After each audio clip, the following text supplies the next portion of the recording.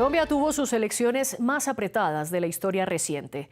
En la segunda vuelta presidencial, la diferencia entre Abelardo de la Espriella e Iván Cepeda fue menos del 1%, según el preconteo de la Registraduría Nacional. El candidato de ultraderecha se proclamó presidente electo, mientras que el mandatario Gustavo Petro, su pupilo Cepeda y el partido oficialista Pacto Histórico piden esperar el escrutinio de los votos para declarar al ganador. Incluso Cepeda habló de 57.000 denuncias de presuntas irregularidades. Pero en el país el preconteo y el escrutinio no suelen tener más de 0,1% de desfase, por lo que muchos políticos y analistas consideran que de la Espriella ya es el próximo presidente colombiano. Pero llega en un país dividido, donde poco menos de la mitad de los votantes respalda a la izquierda. ¿Cómo gobernar en medio de la polarización? Es lo que discutimos en el debate de hoy de France 24.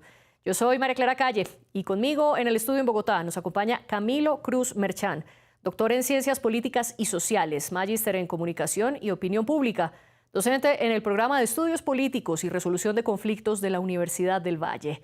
Y desde Miami se conecta con nosotros Andrés Otero, abogado, magíster en Administración Pública de New York University, presidente de Investigaciones Globales y para América Latina de Guidepost Solutions. Bienvenidos ustedes y bienvenidas también a todas las personas que nos ven y nos escuchan.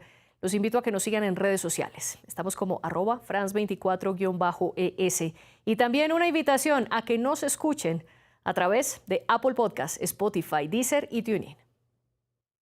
Camilo Cruz, quiero preguntarle primero sobre esa diferencia entre el preconteo y el escrutinio y que nos pueda explicar ¿cuál es la diferencia y por qué el presidente Gustavo Petro no reconoce los resultados hasta que se dé el escrutinio? Un saludo para ti, María Clara, para Otero, que nos sigue en la distancia, y también para la audiencia del programa. Bueno, rápidamente, el preconteo es un mecanismo que se suele utilizar en las democracias para tener unos resultados rápidos que sirven estadísticamente para mostrar la tendencia de la votación, mientras que el escrutinio resuelve las dudas electorales, las impugnaciones, todo el proceso judicial y efectivamente permite que el Consejo Nacional Electoral otorgue la carta de reconocimiento al vencedor o vencedora de un proceso electoral. Esto es importante tenerlo marcado, esas diferencias, porque si bien en Colombia tenemos un preconteo muy rápido, un escrutinio realmente rápido, el proceso formal y legal es el que se da después del escrutinio. Lo que pasa es que tradicionalmente la diferencia, como tú lo mencionaste, no suele ser tan amplia entre uno y otro para presidencial. Para legislativo hay unos temas ahí para discutir, pero en presidencial no tanto, y eso hace que, digamos, por tradición se suele tomar el preconteo como un resultado cuasi oficial y además se suele validar lo que los medios validen en el día de la elección como el resultado final. Y a propósito de esa diferencia que usted hace entre la diferencia que suele haber entre el preconteo y el escrutinio, yo hablaba de un 0,1%, eso en cuanto a las elecciones presidenciales tal y cual usted lo plantea. Andrés, quiero preguntarle, teniendo en cuenta estas diferencias, ¿se puede hablar ya de un presidente electo, de Abelardo de la Espriella como mandatario electo, o todavía no? ¿Y qué tan novedoso es que un mandatario en el cargo, como es el caso actual del presidente Gustavo Petro, no reconozca los resultados del preconteo? Muchas gracias, María Clara, por la invitación y a Camilo por estar acompañándonos en el panel. Lo primero que yo diría es que lo que estamos viviendo nunca se había vivido antes. En otras ocasiones hemos tenido elecciones con diferencia de votos menores en la época de Pastrana Samper, en el plebiscito, y siempre ha habido un decoro, una caballerosidad del derrotado de reconocer los resultados. El presidente Petro mismo, cuando ganó hace 4 años, a las 5:10 de la tarde, estamos hablando 10 minutos después, ya se había proclamado presidente y él mismo lo estaba poniendo en sus redes sociales. Entonces, digamos, sí es extraño que el gobierno y particularmente el presidente Petro y el candidato Cepeda no hayan aceptado la derrota, pero como decía Camilo, pues hay un proceso legal y hay que surtirlo. Lo último que yo veía antes de entrar al programa, que ya sacaba la registraduría del escrutinio, ya estaba en el 99 punto casi 7%, todavía la diferencia no ha cambiado, digamos, tenía que haber cambiado en un 3%, en un punto 3% como para que se llegara a acercar ese número y no se está dando, pero pues digamos al final del día yo siempre he dicho que esto es de uno tiene que aprender a ser buen perdedor y buen ganador en cualquier escenario. Ayer yo esperaba que cuando Abelardo diera su discurso mostrara que era un presidente para todos los colombianos y no ese personaje punzante que se vio en la campaña. Y la verdad me sorprendió, me pareció un discurso bueno cuando habló del tema de la oposición, de darle garantías a la oposición. Nuevamente, como todo está por verse, entonces eso esperaba de él y lo cumplió. Con el candidato Cepeda, esperaba que él se apartara un poquito de la narrativa del presidente Petro de fraude y de desconocer los resultados y de los alegatos que ha hecho el presidente Petro con los formularios E14 y demás, pero pues es la postura de ellos y yo creo que, como decía Camilo, Colombia se ufana de tener unas autoridades y unas instituciones fuertes, unas autoridades electorales que históricamente han dado los votos de manera muy rápida y siempre ha generado confianza, por lo menos en las presidenciales. Estoy de acuerdo con él que en las de Congreso hay veces hay mucha discrepancia y termina habiendo uno 4 años después de demandas ante el Consejo de Estado, gente posesiona o ganando la elección.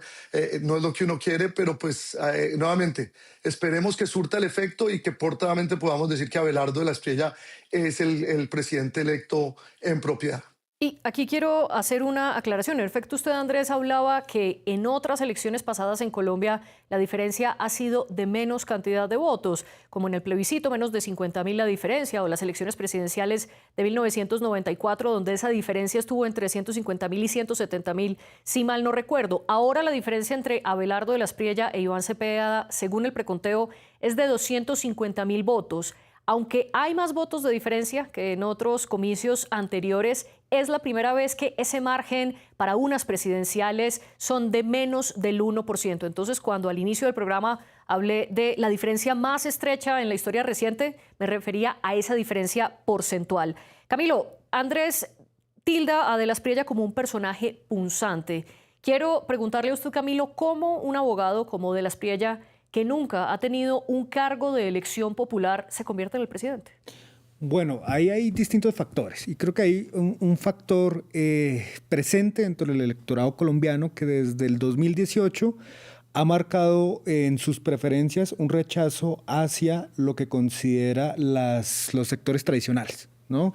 En 2018 las candidaturas fueron 2 candidaturas de oposición, fue la derecha con Duque y la izquierda con Petro. En 2022 las candidaturas de segunda vuelta fue Petro como representante de la oposición de izquierda y Rodolfo Hernández como representante de este electorado que no es muy fácil de definir, que es de derecha, pero es una nueva derecha, unas nuevas, digamos, disputas. Y esta elección en donde, digamos, la candidatura de la continuidad llevaba el peso de representar a un gobierno en un electorado que suele rechazar, digamos, la continuidad de las instituciones, ¿no? Y lo vimos también que las candidaturas de derecha tradicional quedaron relegadas de esta discusión. Entonces yo creo que hay una búsqueda de estas nuevas figuras. A eso hay que sumar, obviamente, un momento regional en el que, digamos, las nuevas derechas o las extremas derechas o como las queramos calificar están ganando terreno, que son mucho más hábiles para el manejo de redes sociales, que es un espacio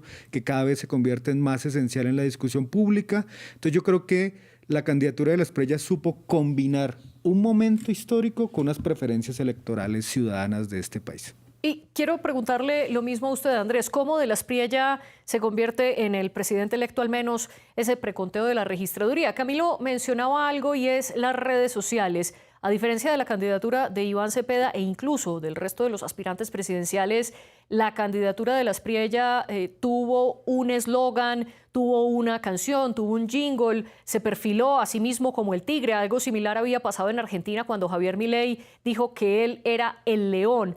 ¿Hasta qué punto esto contribuyó a que el país diera un giro del primer gobierno de izquierda en la historia reciente del país con Gustavo Petro a la extrema derecha con Abelardo de la Espriella?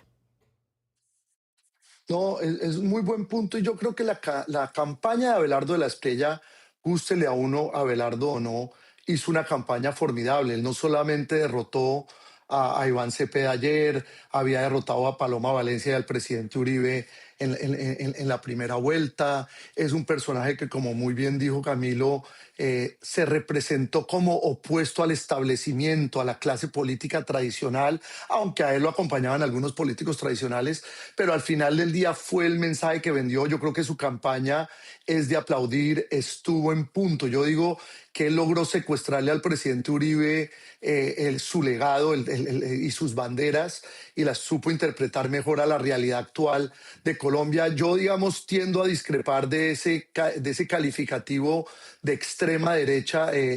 Abelardo hábilmente lo convirtió en extrema coherencia, pero al final yo lo que digo es cuando la gente trata de poner a la gente que defiende la seguridad y que defiende combatir el crimen organizado y el flagelo del narcotráfico, que querámoslo o no, tiene desbordado a Colombia. El flagelo del narcotráfico nos mostró en los últimos 10 años que no tiene color político. No, los que crecimos en los 90s y 2000 siempre creíamos que eran paramilitares y guerrilla, y la realidad es que yo creo que el narcotráfico terminó permeando todo. Y este personaje, que como les digo, se perfila como un candidato de derecha por el tema de seguridad, pero al final del día es un abogado penalista. Yo creo que no hay profesión más liberal que la del penalista. Su historial, cuando uno mira el historial de Abelardo, y fue la crítica que le hicieron muchos de sus contrincantes, era un personaje que había defendido de gente desde Piedad Córdoba, Alex Saab, a David Murcia Guzmán, a algunos paramilitares en Rialito, en fin, un personaje que había visto un popurrí de clientes de diferentes tendencias y vertientes. Entonces, digamos, yo diría que el reto que tiene Abelardo es, y como lo dijo Camilo, él logró hablarle a un sector que se sentía, como se dice en inglés, disenfranchised, que no se sentía identificado ni por los partidos tradicionales, ni por la izquierda tradicional, ni por el uribismo, y él logró calar ahí un camino y coger una popularidad.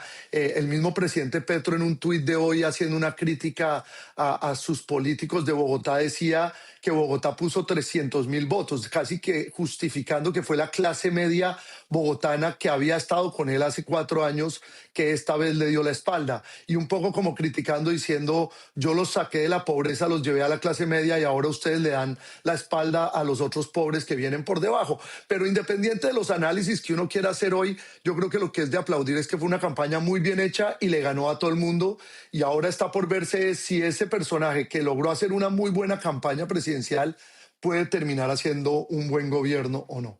Usted decía, Andrés, que el candidato Abelardo de las Priella durante su campaña logró convencer a parte de los colombianos que él era el candidato opuesto al establecimiento, pero como usted muy bien lo señala también, hay políticos tradicionales respaldándolo. Usted mencionó, por ejemplo, la familia Char, que es una de las familias políticas más poderosas de la costa caribe colombiana, y también de las Priella y su padre son amigos cercanos del expresidente Álvaro Uribe, uno de los caciques políticos de la historia colombiana. Quiero preguntarle, Camilo, ¿hasta qué punto es esto cierto de que de las Priella es el outsider, es el opuesto al establecimiento, o hace parte de lo que él mismo dice, los nadie, que también es un eslogan que escuchamos en la campaña de Argentina? Y se lo pregunto porque, por ejemplo, el medio colombiano La Silla Vacía le hizo un perfil a Abelardo de las Priella, y ese perfil lo concluyen diciendo, y esto lo cito de manera textual: el outsider, haciendo referencia a Abelardo de las Priella, es en realidad un insider de las zonas más turbias del poder. ¿Coincide usted con esto? ¿Es un outsider o no? Pues miren, lo que pasa es que cuando se habla de la figura del outsider, se suele confundir lo que es el marketing político electoral con lo que es, digamos, su construcción política ya en la política del terreno, ¿no? ¿Y qué es lo que sucede? Que los políticos tradicionales no tienen problema de reinventarse, no tienen problema de reacomodarse bajo la figura política que los agolpe, ¿no? Lo mismo pasa en Argentina. En Argentina, Milei puede representar una figura de outsider, pero al final está cogobernando con algunos políticos de derecha, con políticos locales. Esto, digamos, que para el caso colombiano resulta interesante porque lo que ocurre es que está evolucionando la política, o transformándose la política, mejor dicho, desde los años 2000, en donde los políticos locales son más decisivos de las elecciones presidenciales de los que habíamos pensado. Esto ya había pasado con el expresidente Álvaro Uribe, esto, digamos, se vuelve a reflejar con Abelardo de las Priella, pero también con Duque ya había esa alta vinculación de los políticos locales. Ellos se reinventan, ellos van a seguir manteniendo sus espacios políticos locales, no necesariamente gobernan en el ámbito nacional, pero sí van a tener una interlocución mucho más directa. Y esto creo que es importante. Hay que separar la marquilla electoral marketinera del outsider versus su formación política como estructura política.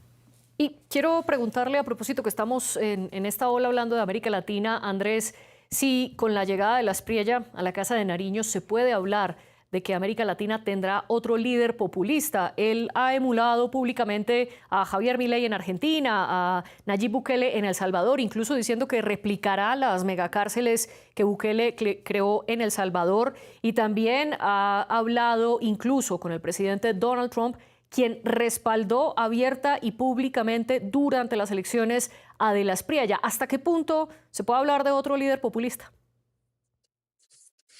Como dice Camilo, pues uno tiene que ver lo del marketing político y obviamente Abelardo así fue como se quiso representar en cierta medida, emuló en muchas cosas a Bukele, desde su parte física, su barba, su pelo, etcétera, y en su discurso, pues obviamente el tema de seguridad se volvió crítico y representó siempre como que muchas de las acciones que había tomado Bukele en El Salvador como acciones de éxito que él quiere replicar en Colombia.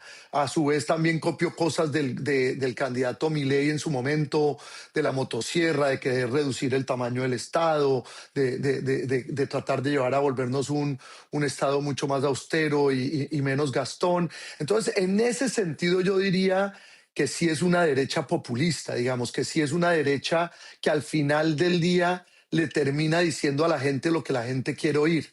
Y si eso uno lo determina como populismo, pues es populismo.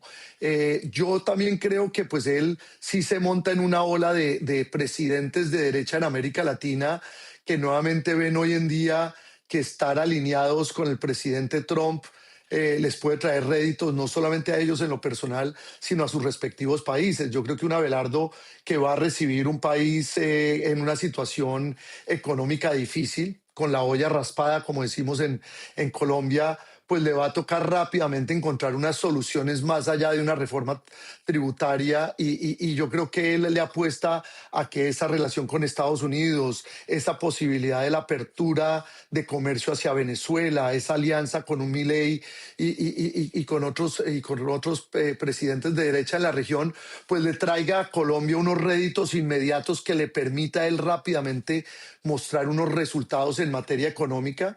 En materia de seguridad le apuesta a una alianza con Estados Unidos en este tema de la lucha contra el narcotráfico, toda esta estrategia del gobierno Trump de los FTOs, de denominar a los carteles de la droga como organizaciones terroristas para poder ser mucho más agresivo en la manera de perseguirlos, digamos, se aleja a lo que veníamos en la ola de los procesos de paz de los últimos 10 años.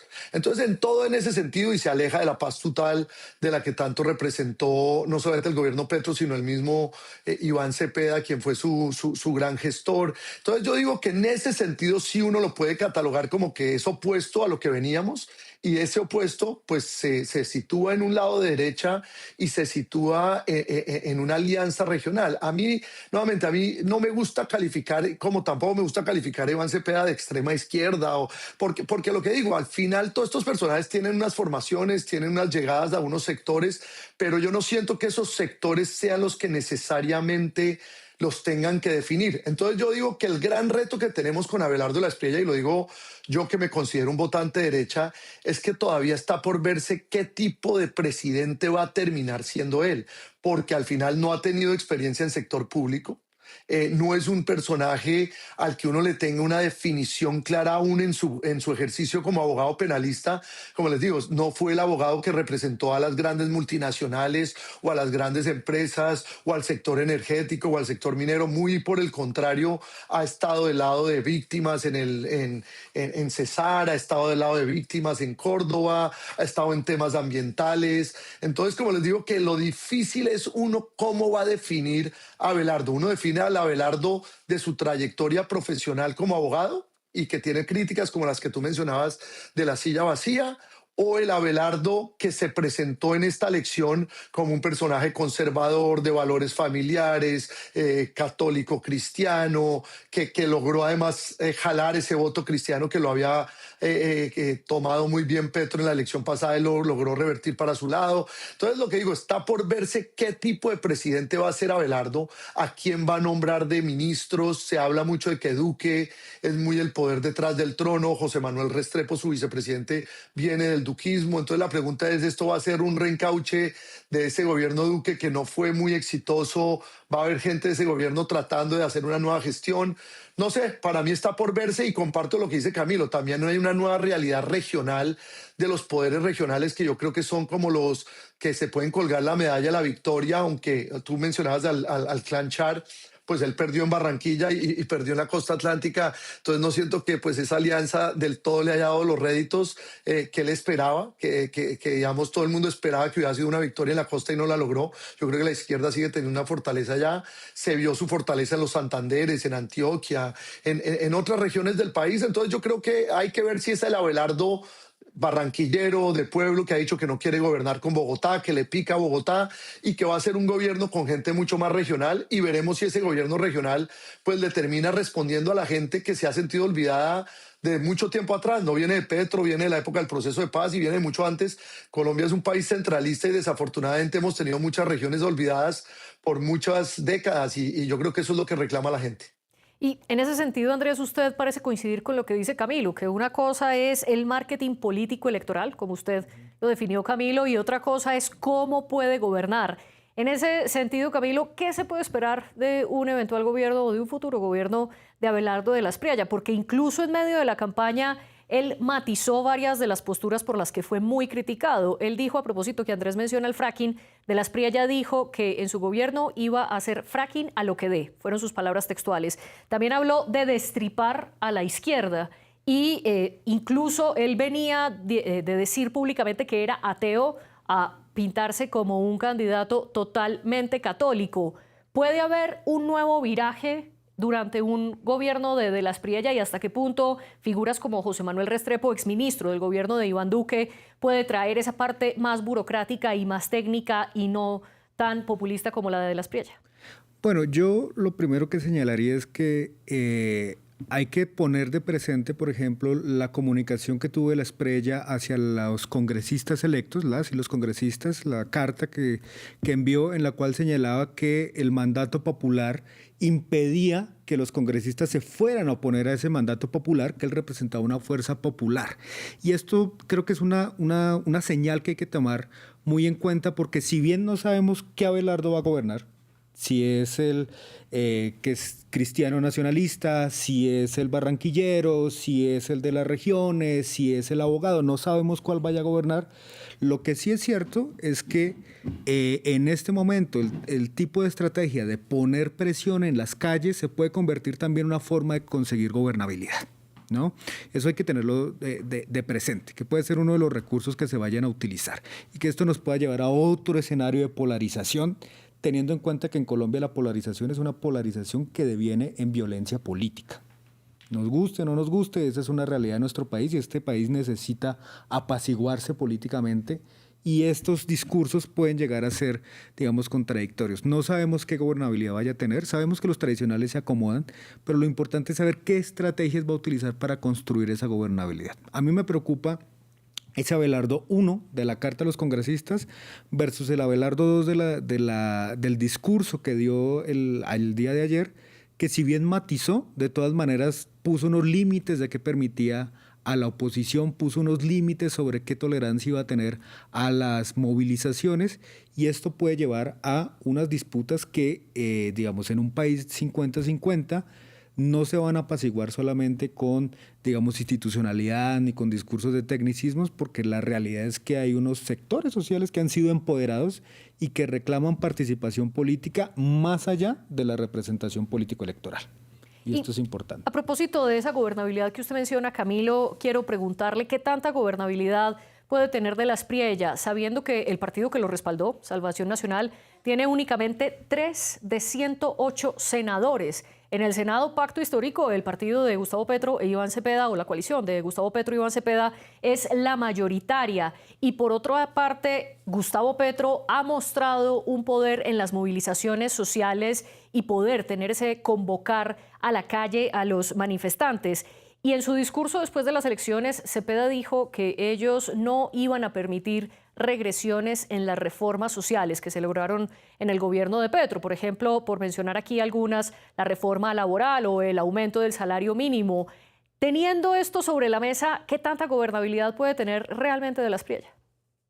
Pues lo primero que yo creo es que no hay que tenerle miedo a la polarización en el sentido de la polarización ideológica. Yo comparto con lo que dice Camilo que en Colombia, desafortunadamente, históricamente, la violencia política ha terminado en muertos y en conflicto armado.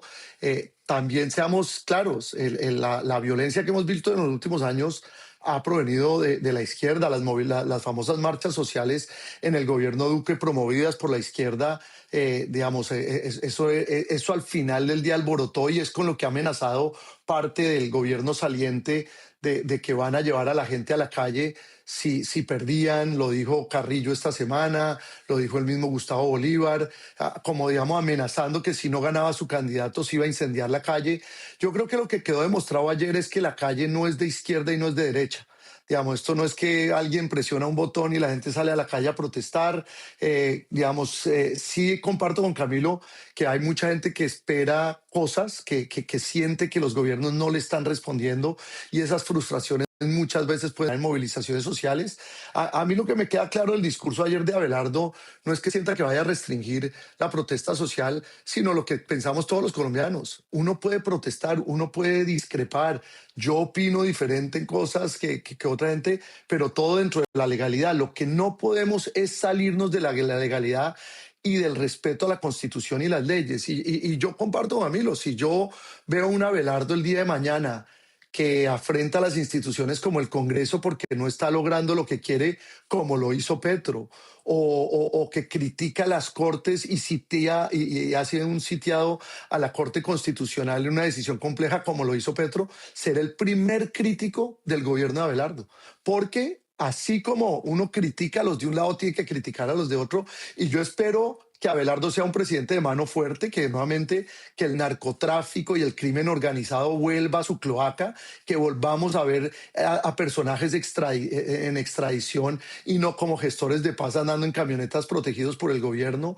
Espero que la gente en zonas como Cauca, Nariño, Putumayo y Caquetá puedan volver a votar libremente. Ese tema de Andrés. casi el 80 y 100% de votaciones por un candidato en una zona del país, pues eso no tiene presentación. Entonces eso es lo que yo espero de Abelardo al final del día. Y quiero preguntarle, Abelardo de la Espriella ha dicho que desde el primer día que llegue a la presidencia de Colombia va a firmar 90 decretos presidenciales, una decretón similar a la que ocurrió con las órdenes ejecutivas de ese primer día de la presidencia de Donald Trump. Y de la Espriella también ha dicho que va a impulsar 2 estados de excepción, uno vinculado con la situación económica del país y otro con la inseguridad y los grupos criminales. ¿No es esto una afrenta a esas instituciones de la Constitución de Colombia, empoderando más la figura del presidente? ¿No se espera ese choque, Andrés? Total, total. Y yo diría que a los que son más jóvenes se les olvida que Colombia vivió por decreto, gobernó por decreto 30 años. Yo diría que hasta la Constitución del 91 todo era por decreto. Desafortunadamente el proceso de paz y el famoso fast track también fue una violación de esa institucionalidad. A mí me gustaría una democracia donde la balanza de poderes sea respetada, donde el Congreso sea una instancia legislativa, donde el Ejecutivo nuevamente tenga que administrar y ejecutar esas políticas y donde la justicia sea la que administre y balancee las cargas cuando haya diferencias de nuestra sociedad. Pero la realidad es que también vivimos en un mundo de la inmediatez.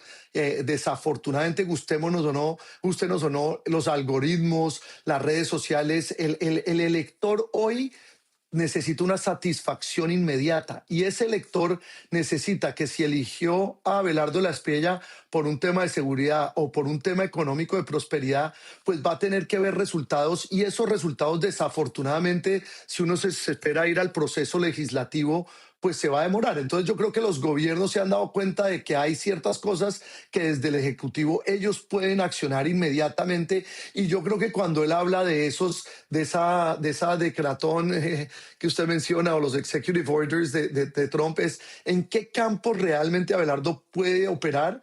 Nuevamente en Colombia, a mí la gran Sí. tranquilidad es que las Cortes han mostrado ser una gran talanquera y lo van a frenar. Entonces a mí eso no me preocupa tanto, y espero responda con cosas inmediatas, que lo que espera el electorado de él.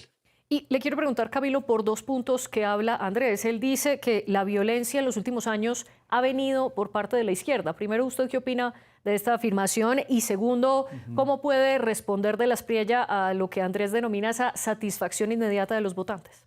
Mira, yo apoyo lo que dijo Andrés sobre el malinterpretar el que los reclamos de la calle vengan de la política. Y creo que ese ha sido un gran problema de Colombia, que se sigue pensando que las manifestaciones del 2020 fueron lideradas por la izquierda. No, lo que pasa es que la izquierda respondió a un reclamo que venía de la calle.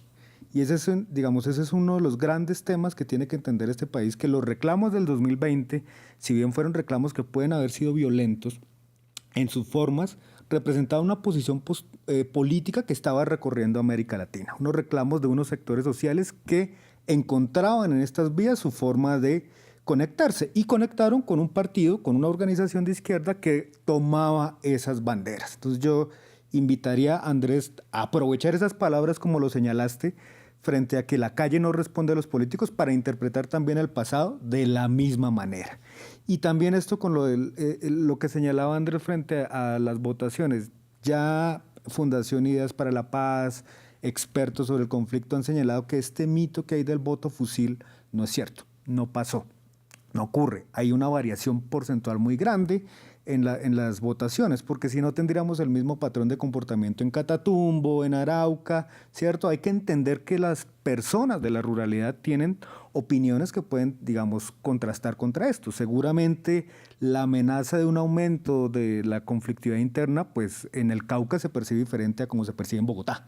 Y esto hace que las preferencias políticas se inclinen hacia una balanza. Y eso tenemos que aprenderlo, a respetar esas diferencias políticas, que en otras ocasiones uno podría decir una concentración del 90% puede ser grave, pero cuando estamos entrando en un nuevo bipartidismo, como en el que hemos entrado, porque desde la primera vuelta quedamos entre dos fuerzas políticas, pues eso puede ocurrir, ¿no? Esa distribución de las preferencias entre estos puntos. Y ahí respondiendo, digamos, entrando en la pregunta rápidamente, yo creo que aquí la responsabilidad cabe en cómo el gobierno de la Espriella vaya a responder a la multiplicidad de intereses que movilizó. Es decir, ¿a quiénes va a atender primero? Va a atender primero a los cristianos, va a atender primero a las clases medias, va a atender a aquellos que reclaman seguridad, porque hay múltiples Abelardos. Entonces no sabemos hacia dónde va a ir este punto. Y ustedes hablaban de esa división del país, incluso desde las elecciones del 2016, cuando los colombianos decidieron votar sí o no para apoyar el acuerdo de paz firmado con la entonces guerrilla de las FARC. Ese plebiscito quedó totalmente dividido, y casi que ese mapa de votaciones, con el centro votando con inclinaciones más de derecha y las periferias del país más hacia la izquierda, se ha mantenido hasta las elecciones, incluso de la Espriella Iván Cepeda. Ese mapa se está casi que calcando. Muy brevemente, en menos de un minuto, Camilo, ¿cómo puede gobernar de la Espriella en este país que sigue dividido? Pues ahí la decisión será de la Espriella, de su equipo, de pensar si va a proveer solamente a su sector de apoyo o va a proveer al país, y va a tratar de escuchar a ese otro país que, como bien lo señalaste, marca un clivaje entre el centro y la periferia, en donde no hemos podido tener un diálogo desde el 2014, incluso está esa división nacional. Y antes de pasar a su conclusión, Andrés, quiero también añadir una aclaración. Usted decía, el escrutinio ya está casi al 100%. Ese es el escrutinio realizado municipalmente. Luego viene el escrutinio departamental, luego el nacional y luego el de los votos del extranjero. Ese escrutinio lo realizan jueces notarios del Consejo Nacional Electoral, y también veedores de la registraduría acompañan este proceso. Ese escrutinio continúa entonces. Por ahora seguimos con el preconteo de la registraduría. Andrés, ahora sí, ¿cómo puede gobernar de la Espriella con un país que permanece casi exactamente dividido desde el 2016? Lo dije hace un segundo, yo creo que no tenemos que tenerle miedo a la polarización. Yo creo que a mí lo que me gusta de lo que vivimos hoy es que la derecha es derecha y la izquierda es izquierda y presenta dos alternativas de gobernar completamente diferentes para que el electorado escoja.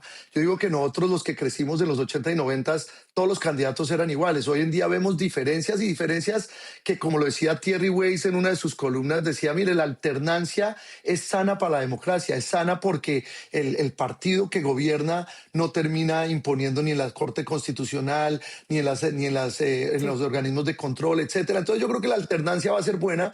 Yo creo que Abelardo va a tener que definir unas prioridades, no para poder lograr todo lo que quiere, ni hablarle a todas las audiencias, como bien explicaba Camilo.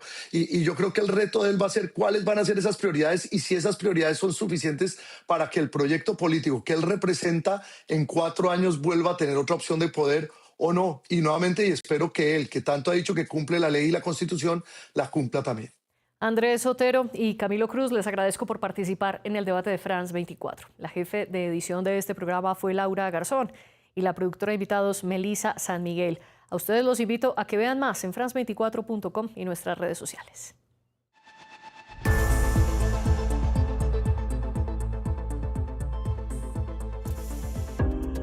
Para comprender mejor el mundo, es indispensable sumergirse en él. De Buenos Aires a Beirut, pasando por Kinshasa, Kiev o Washington. Los corresponsales de France 24 están en todas partes. 200 corresponsales que viven cerca de usted. Su misión, informarle en todo el mundo y a cualquier hora del día. Información objetiva, seria, fiable e independiente. Hechos verificados. Noticias falsas desenmascaradas. France 24. Estamos aquí, estamos allí y allá para informarle.